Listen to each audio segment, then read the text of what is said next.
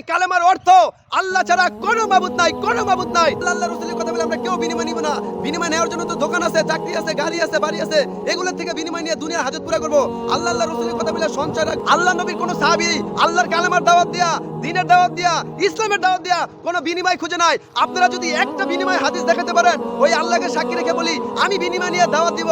যেহেতু আল্লাহ নবী বিনিময় নেয় নাই, আল্লাহ নবীর সাহাবীরাও বিনিময় নেয় নাই, আমরাও বিনিময় নিব না। সেই একই নবীর উম্মত সাহাবীরা, সেই একই নবীর উম্মত আমরা, সেই একই আল্লাহর গোলাম সাহাবীরা, সেই একই আল্লাহর গোলাম আমরা কেন পারবো না? আল্লাহ সূরা ইয়াসিনে বলে, যারা বিনিময় ছাড়া আল্লাহর কথা বলে, জান্নাত জাহান্নামের কথা বিনিময় ছাড়া বলে, বিনা পারিশ্রমিকে বলে, তারাই হেদায়েতপ্রাপ্ত।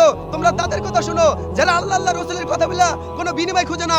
আল্লাহকে সাক্ষী রেখে বলি তাদের সাথে আমি আছি। যেই রব দুনিয়ায় পাঠাইছে, এই রবের গোলামি আমি কেন করব না বিনা স্বার্থে?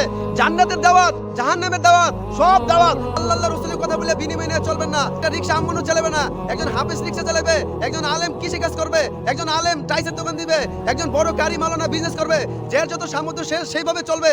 জান্নাতের দাওয়াত, জাহান্নামের দাওয়াত, সব দাওয়াত বিনা স্বার্থে, বিনা স্বার্থে, বিনা স্বার্থে সারা পৃথিবীর কাছে পৌঁছাবো ইনশাআল্লাহ। এই কালেমার অর্থ আল্লাহ ছাড়া কোনো মাবুদ নাই, কোনো মাবুদ নাই।